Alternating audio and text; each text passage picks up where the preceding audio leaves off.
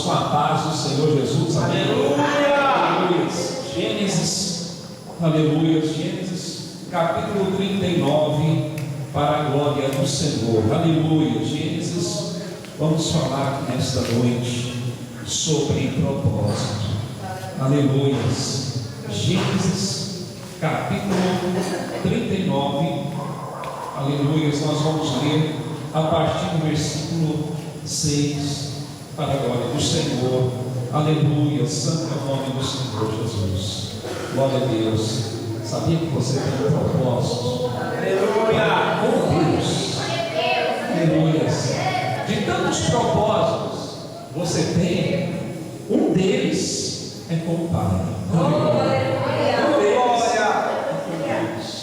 Aleluia. Em Gênesis capítulo 39, versículo 6, nós vamos ler e diz assim a palavra de Deus: Potifar, tudo o que tinha, confiou às mãos de José, de maneira que, tendo-o por mordomo, de nada sabia além do pão com que se alimentava.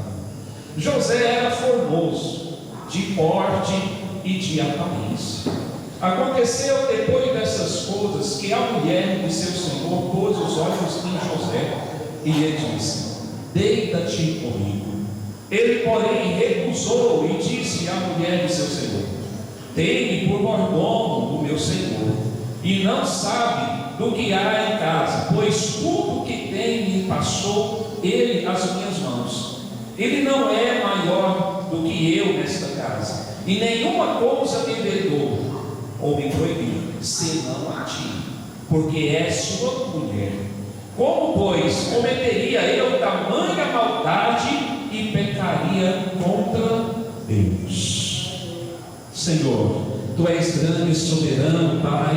Venha falar conosco através da Tua palavra. Venha abençoar, meu Deus, de uma maneira poderosa nossas vidas, no nome do Senhor Jesus. Amém e amém. Glória a Deus. Poder assentar, meus amados, que pode glorificar a Deus. Exalte o nome do Senhor. Aleluia.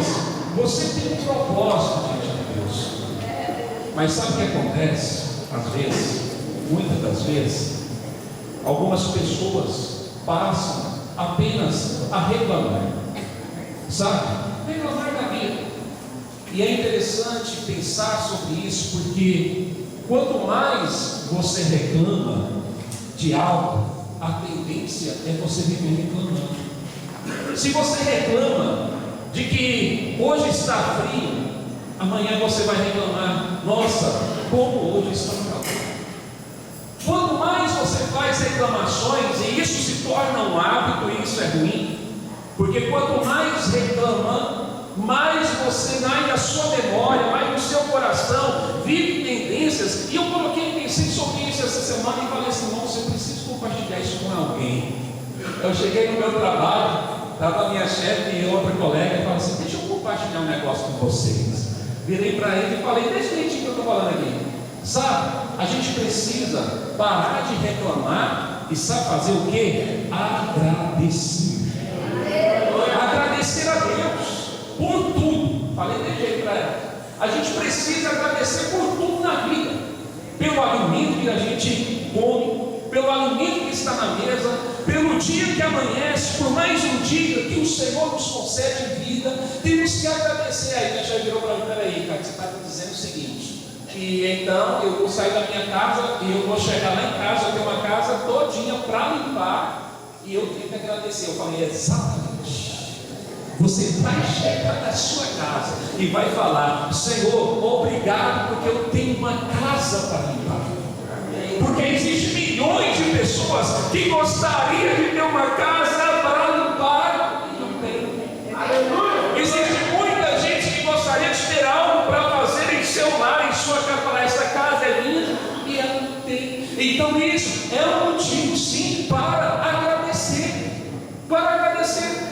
E quando você passa a ter o hábito de agradecer, você fala: Senhor, obrigado, Deus. Obrigado por tudo. Deus, obrigado pelo que o Senhor tem feito na minha vida.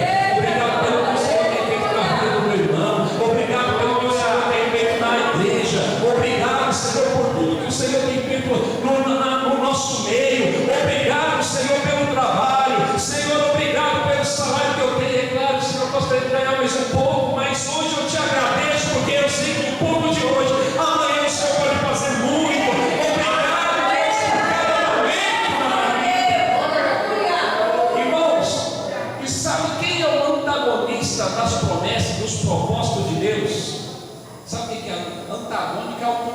né? Aquele que é antagônico das promessas de Deus é Satanás. Ele é o antagônico das promessas do Senhor. Então, quando você está agradecendo, ele quer tentar destruir o propósito. Você agradecer para quê? Agradecer para quê? Qual o motivo disso? Qual o motivo de colocar a tua vida todo dia diante de Deus, todo dia de manhã ao acordar, dobrar o seu joelho, ou fazer a sua primeira oração, ou fazer o seu devocional todo dia? Porque você tem esse hábito de fazer devocional? E Satanás, ele tenta de todas as maneiras, amados irmãos, tirar o propósito do cristão, tirar o propósito da vida daquele que tem a Deus, tirar o propósito, o caminho, fazer ele errar o caminho, fazer ele perder a direção, fazer ele perder, amados irmãos, de tal forma, falar assim, ó, ixi, perdi o caminho do GPS, não é mesmo, Natália? Perdi o caminho. Vou precisar reconectar novamente. Lembra da Torre de Babel?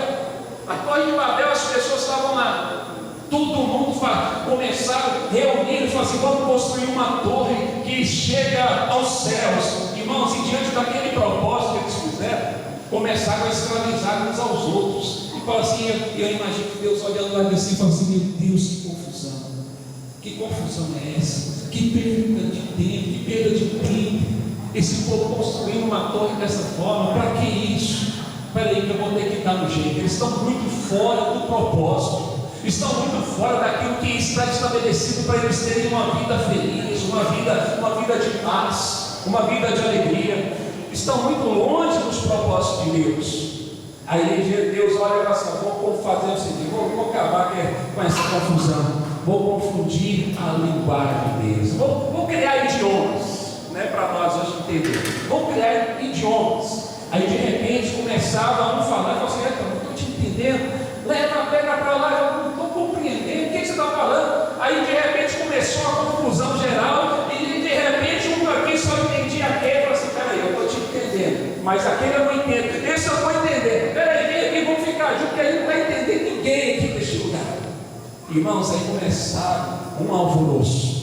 Deus teve que fazer isso para eles entenderem, voltarem ao propósito de novo, voltarem ao caminho de novo. Ou seja, amados irmãos, a gente sempre tem que entender o caminho, o propósito de Deus nas nossas vidas e sempre agradecer, porque o homem, irmãos, a tendência do homem, com a sua arrogância, com a forma a qual ele faz, as suas maneiras erradas de agir, de administrar a vida, de administrar, amados irmãos, ela faz com que as coisas do Senhor percam o caminho e faz com que você comece a murmurar, a maldizer. Até a natureza responde. Por exemplo, nós seres humanos, nós estamos poluindo o meio ambiente, e a cada dia isso é um problema. E o calor de amanhã que você fala assim: meu Deus, como hoje está calor, é porque realmente nós estamos destruindo a camada de ozônio, e cada dia mais fica mais quente, destruindo a nossa casa, o nosso planeta, e a gente reclama daquilo que nós estamos. Aí a poluição que está no ar, a luz do sol vem, bate na terra, sobe, só que ela não sobe, ela fica presa, porque a poluição está lá. O planeta Terra vira aquele fogo mesmo, vira aquele calor. Estou tentando aqui dar uma biologia. Mas, amados irmãos, acontece que quando isso acontece, até a natureza responde. Eu me lembro que alguns dias atrás, algum tempo atrás, um vento lá na minha casa, eu tinha uma garagem, 2 carros entravam nessa garagem, e era no canto do lodo. E uma vez, uma forte tempestade, vento forte mesmo, ele entrou na garagem e não encontrou saída, e fez as telhas, voou lá para cima. Irmãos, naquele dia, árvores das avenidas caíram várias. Eu olhei para minha garagem e falei: os 2 carros estavam lá, o meu e o meu irmão. Falei assim: meu Deus, pensa num homem que ficou chateado com aquilo. Oh meu Deus, vou ter que gastar um dinheiro com esse negócio. E agora, irmãos, eu fiquei naquele dia chateado, entristecido. Aí no dia seguinte eu acordei, parei e pensei: meu Deus, obrigado. Obrigado, Senhor, porque ninguém se machucou. Obrigado, meu Deus, porque os carros não foram atingidos pelas telhas, nada estragou, só a garagem que acabou, que foi destruída pelo vento. E eu falei: Deus, obrigado, Senhor, obrigado, porque o Senhor me poupou minha família, poupou meus familiares que estavam lá, ninguém se machucou, o Senhor guardou, o anjo do Senhor estava lá. E eu comecei a agradecer a Deus e pedir perdão para Deus, porque no dia anterior eu havia ficado entristecido com aquilo. Amados irmãos, mas você me pergunta: irmão, mas o que você quer dizer com a palavra que você deu até agora? Então nós vamos entender. Veja só, José vivia um grande propósito de Deus.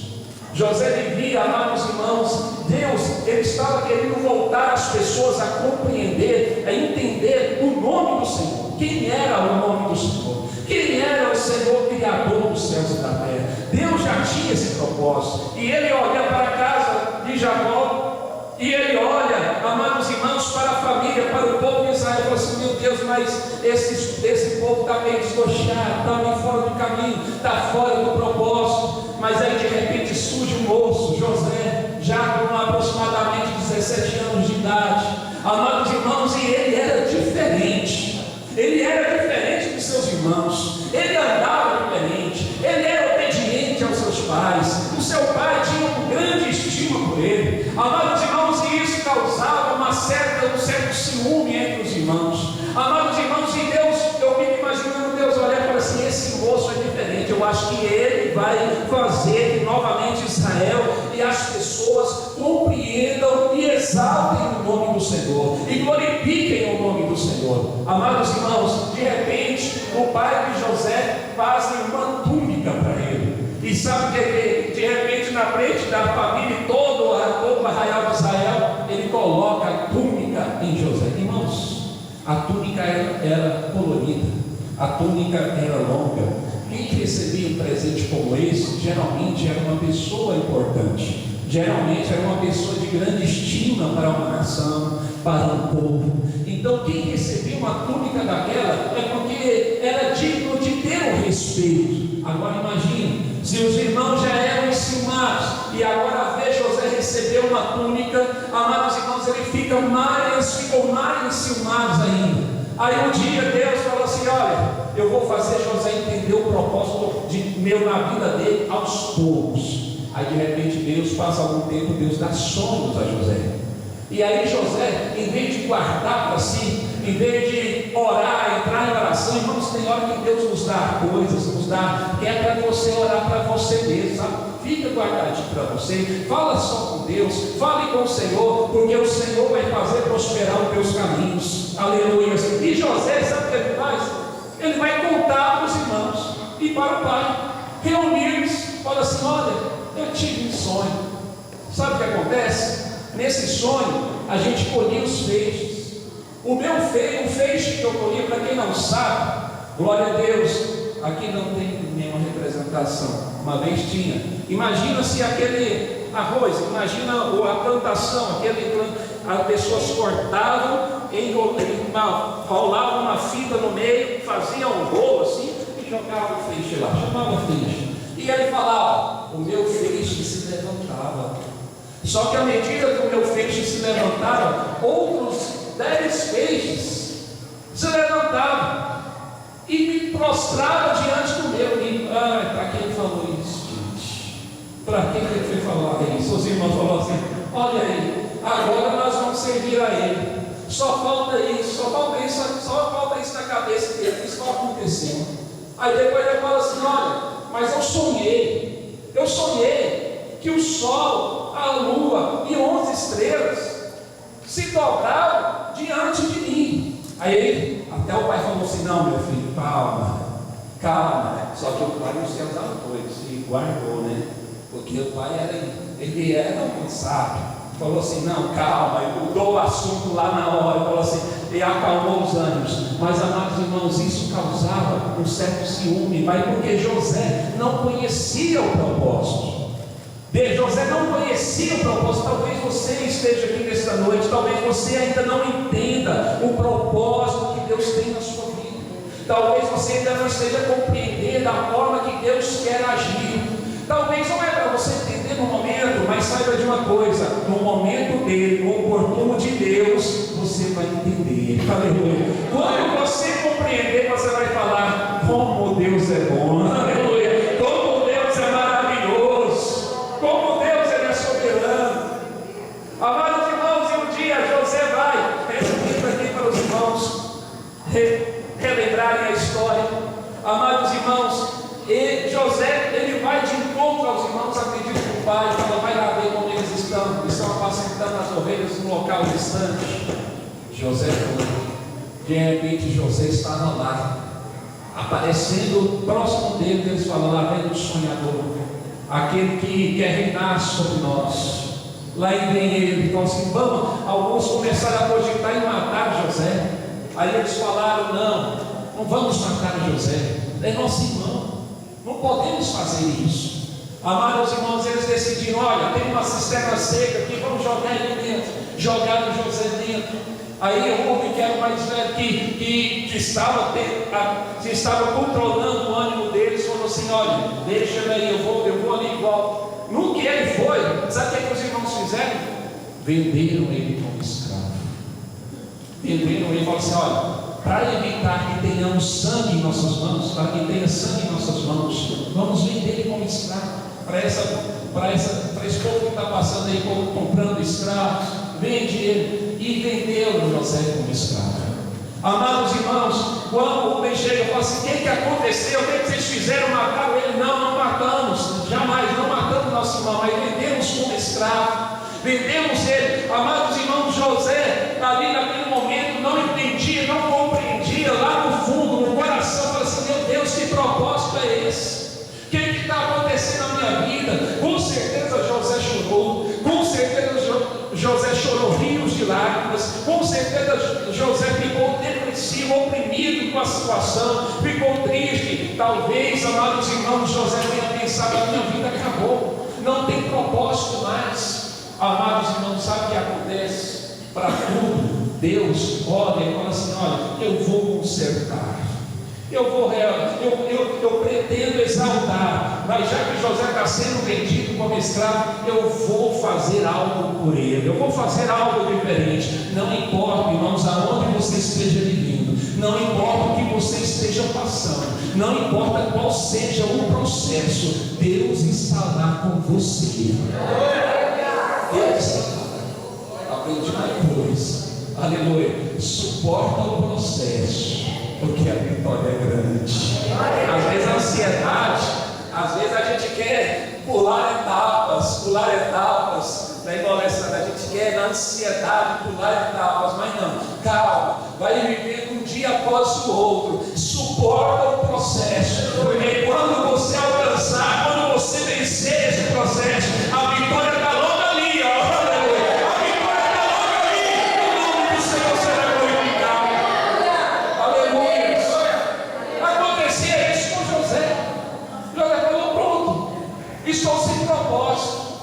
Estou sem propósito, irmãos. Vamos resumir a história. José chega na casa de Potifar, que era o Senhor. Naquele momento, Potifar olha José e fala: esse escravo é diferente. Esse moço é diferente. Mas ele não era escravo, não é mesmo? Não era. Chegou lá, José começou a fazer o trabalho, começou a fazer ali, fazer a paz. O que esse moço faz dá diferença. O que esse moço faz dá diferença. Sabe por quê? Porque está escrito que Deus, o Senhor falando, tudo que José colocava as mãos prosperava. E José ia fazendo o seu trabalho de escravo, ia fazendo. Potifar foi olhando assim e falou: rapaz, você é diferenciado. Deixa eu te falar uma coisa, deixa eu te falar um negócio. Ele trouxe aqui: você vai fazer o seguinte, você vai governar essa casa. Tudo aqui você pode tomar decisões, menos sobre mulher. e menos sobre mim e sobre minha mulher. No demais tudo você tem autoridade para tomar decisões. Ele falou: muito bem, você vai vestir essa roupa diferente. Aí lá vem a história sem repetir de novo, né? Uma roupa diferente. Glória a Deus, porque foi a túnica, glória a Deus, que ele ganhou do pai e começou o estupim da história. E agora novamente ele vai falar: eu continuo sendo escravo neste lugar. Glória a Deus, mas o Deus dele é o mesmo. E José permaneceu fiel. Aleluia, fiel a Deus. José permaneceu fiel a Deus, e isso é que nos chama a atenção, irmãos, porque José tinha tudo para chutar o balde, não é mesmo? Assim, não é assim que diz? José tinha tudo para chutar o balde, falar: aqui servir a Deus que nada, olha onde eu estou, olha a minha situação, eu poderia estar na casa dos meus pais, como será que estão meus irmãos agora? Como que será que estão as coisas aí? Deus olhando e falando assim: eu vou fazer esse povo lembrar do meu nome em todo. Deus olhando para José falou: calma, eu vou fazer o meu nome ser lembrado nessa terra ainda, de novo, novamente. Amados irmãos, e de repente tudo prospera. E aí Satanás, como ele não gosta dos propósitos de Deus, como ele não suporta ver o cristão prosperar diante de Deus, ele tenta novamente. E ele usa a mulher de Potifar por dias. Fala assim: olha, rapaz, deixa eu te falar, eu mando em tudo aqui, você deve se deitar comigo. E José falou: não, jamais, nunca trairia a confiança do meu senhor Potifar, e nunca pecaria contra meu Deus. Oh, meu Deus, aleluia. A obediência de José estava acima do homem, a obediência dele era com o pai, a aliança dele era com o pai. Eu imagino José todo dia renovando a aliança. Veja, hoje é o dia de nós renovarmos a nossa aliança com o Pai, com Deus. Hoje é o dia de nos colocarmos aqui diante de Deus, falar para Ele: Pai, perdoa-nos, Senhor, renova esta aliança espiritual com o Senhor, esteja comigo por onde quer que eu passe. Se eu vou para casa, o Senhor esteja comigo. Se eu vou para o trabalho, o Senhor esteja comigo. Se eu for em algum hospital, o Senhor esteja comigo. Se eu for fazer alguma visita, o Senhor esteja comigo. Se eu for levar essa palavra a alguém, Senhor, esteja comigo. Em todo lugar que eu andar, Senhor, esteja comigo, para que o teu nome seja glorificado. Aleluia. Lá no meu trabalho, todo cliente que eu atendo, eu faço assim, virou um hábito, e eu gosto. Eu faço até tudo que a pessoa precisa ali e tal, ofereço o que eu preciso oferecer de acordo com a patologia do paciente, do cliente paciente. E fala assim, no final ele fala assim: prontinho, José, Deus te abençoe, obrigado pelo teu dia, bom dia, Deus te abençoe, sempre Deus te abençoe. Quando eu falo isso, irmãos, quebra o gelo, quebra o negócio, que uma barreira espiritual. Na hora que eu falo assim: Deus te abençoe, quem te abençoa muda. Você precisa ver, a pessoa muda o semblante, fala assim: Deus te abençoe e tenha um ótimo dia. Irmãos, quando eu falo Deus te abençoe, a pessoa fala assim: olha, Deus te abençoe também, amém. Outros tem vira a cara e vai embora: Deus te abençoe também, não tem problema, mas todos eu vou dizer: Deus te abençoe. Glória a Deus. Amados irmãos, porque quando nós fazemos isso, é o nome do Senhor que está sendo pronunciado, é o nome do Senhor que está sendo mencionado para abençoar, para edificar. Glória a Deus. E veja, José falou: jamais trairei a confiança de meu Senhor, e jamais pecarei contra meu Deus. Não vou pecar contra Deus. E num dia, determinado dia, aquela mulher voltou a falar essas palavras para José e disse assim: olha, tu vais deitar comigo. E ela segura as roupas de José, justamente das roupas. A história é repetida. José, para se livrar dela, é como se ela tivesse segurado aqui, ó. Aí José tem que tirar as suas vestes, ó, e sair correndo. Aí sabe o que eu lembro, irmão, da escola bíblica? Irmão João Moreira trouxe essa lição que nós aprendemos aqui: aquilo que te faz pecar, corre, né? Corre dele. Se tem algo que você fala, se você sabe, Satanás está querendo fazer não pecar, vaza, sai fora, porque o seu compromisso é com Deus. Aleluia. Se Satanás está tentando te induzir ao pecado, corra, fuja. Não importa o que dizem, não importa o que fala, porque o que é importante para você, para a tua vida, é a tua aliança com Ele, é a tua aliança com Deus. Se tem algo que está tentando te prender, corra. José, naquela hora, ali, a mulher segurando em suas vestes, dá um jeito de tirar as suas vestes e sair correndo. Ele correu assim, porque ele sabia, né? Ele sabia da sua fragilidade humana. Ele era homem, sabia, assim, eu vou vazar fora daqui. Se eu ficar aqui, vou pecar contra Deus. Mas ele não tinha isso no coração. Sabe por quê? Porque o que ele alimentava no coração dele, o que ele alimentava, aleluia, era a fé. O que ele alimentava era a comunhão com o Pai. É isso que ele alimentava em sua vida, em sua alma. Aleluia. E naquela hora a mulher fala: eu vou gritar. Se você não ficar, ele corre, a mulher grita e faz um teatro, dizendo que ele tentou agarrar a força, que chegou até a tirar a própria roupa. Eu falo: meu Deus, José novamente vai para a prisão por causa da sua roupa.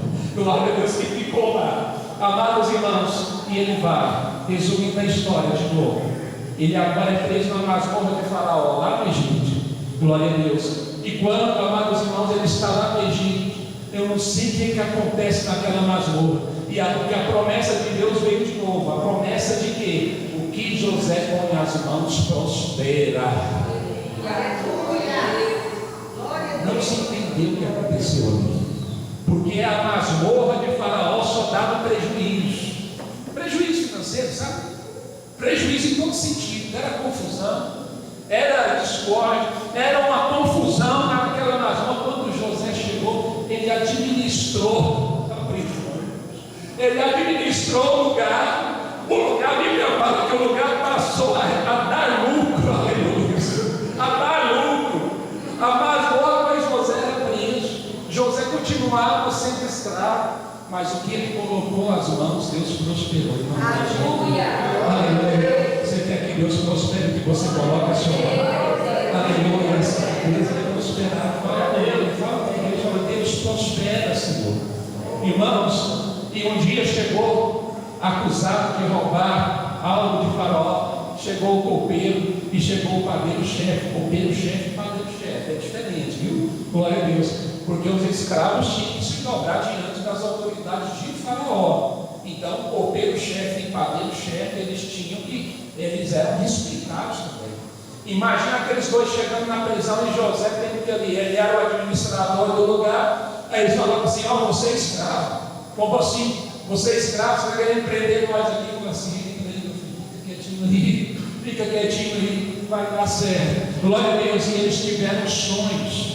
E de repente José veio e falou assim: olha, eu sei a interpretação do seu sonho. Ele falou assim: o copeiro, né? Sabe o copeiro? Aquele que pega, ou que provava o vinho de Faraó, porque as autoridades naquela época eles eram assassinados, era muito comum por envenenamento. Então, antes de entregar o vinho ao rei ou ao Faraó, no caso, eles experimentavam primeiro se ele não morresse envenenado. Se ele não morresse, é porque não estava envenenado. Aí o Faraó poderia então assim tomar o vinho ou o líquido que ele teria que tomar. Agora observe, ele teve um sonho, e nesse sonho ele dizia: eu servia Faraó novamente. José falou: é porque você será restaurado de novo.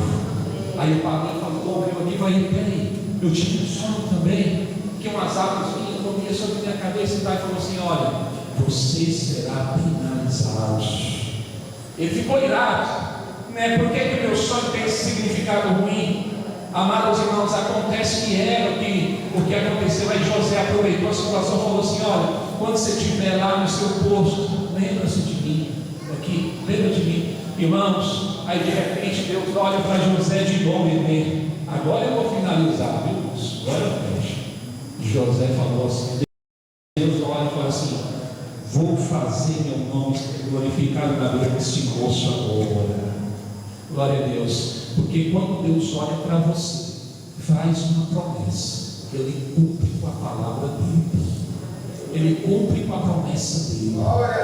Deus olha a situação, Deus permite Faraó ter um sonho atribulado, um sonho, amados irmãos, de 7 anos, de 7 vacas magras que vinham e comiam 7 vacas que estavam saudáveis, e de repente dos espíritos olha, sonho é interessante, né? Sonho tem uns sonhos cada louco, e veio as espigas que estavam ruins, que estavam velhas, comiam outras 7 espigas que estavam boas, e José e Faraó ficou perturbado com aquilo, chamou os magos, chamou todas as pessoas, as pessoas que adivinhavam, tinha a prática de adivinhação, essas coisas todas, falou assim: você tem que me dar o significado, ninguém sabia dizer nada. Aí o copeiro lembrou: eu lembro de um rapaz, ele está lá na prisão agora, eu tive um sonho que eu voltava a entregar o vinho para o Senhor, e aqui estou. Ele falou que eu voltaria, e aqui estou eu. Ele pode, irmãos, mandaram chamar José.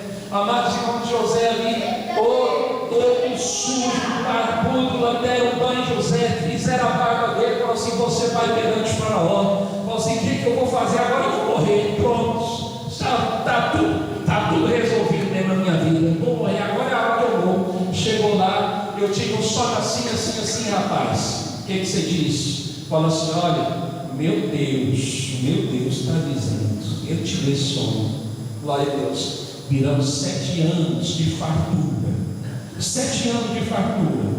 Durante esses 7 anos você deve poupar, você deve guardar no celeiro mantimento. Peça para as pessoas, peça para os fazendeiros, para os egípcios, todo mundo trazer uma porcentagem e guardar nesse celeiro, porque depois dos 7 anos virão 7 anos de fome sobre a terra, virão 7 anos de miséria sobre a terra. Aí o Egito, amados irmãos, quando ele fala isso, ele falou: olha, o que eu vou fazer? O que eu vou fazer? Ele falou: você deve poupar por 7 anos alimentos, você deve colocar em celeiros, guarde para quando vier. Somente o Egito vai ter alimento, somente o Egito se salvará. Mas quem tem a capacidade de fazer coisas assim?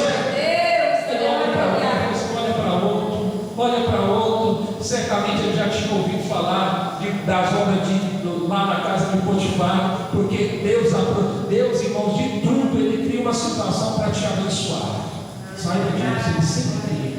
Certamente ele soube, amados irmãos, falou assim: olha, você, rapaz, você vai coordenar essa grande obra. Amados irmãos, e assim Deus abençoou José, e ele diz assim: olha, você será governador do Egito, responderá somente a mim, somente ao trono do Egito. Amados irmãos, e assim Faraó se tornou governador do Egito. Aleluia. Na época, a nação mais poderosa.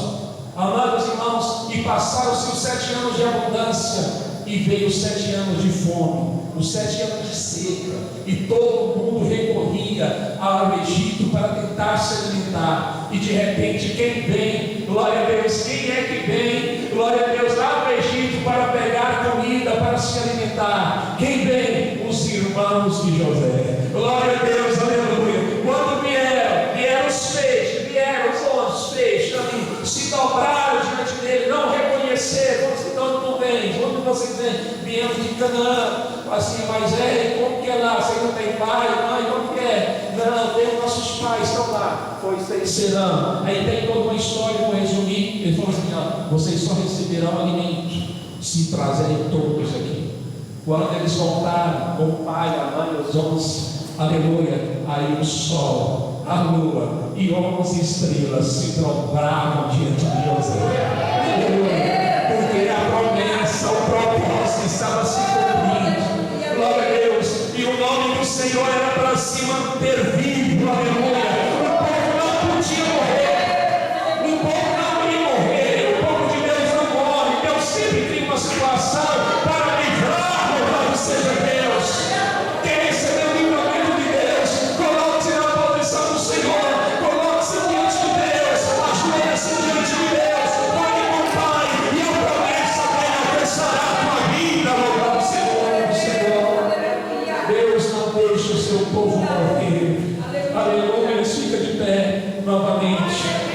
O propósito de Deus se recomeça na vida de José.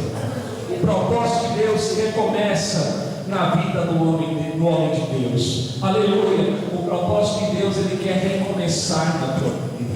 O propósito de Deus, Ele quer alcançar a tua vida. Talvez você esteja imaginando, mas talvez os propósitos da minha vida já cessou. Talvez os propósitos da minha vida já perderam o sentido. Não, pelo contrário, os propósitos de Deus se renovarão na tua vida. Hoje é o dia, uma oportunidade para você renovar esta aliança. Hoje é o dia, uma oportunidade para o propósito dele acontecer na tua vida.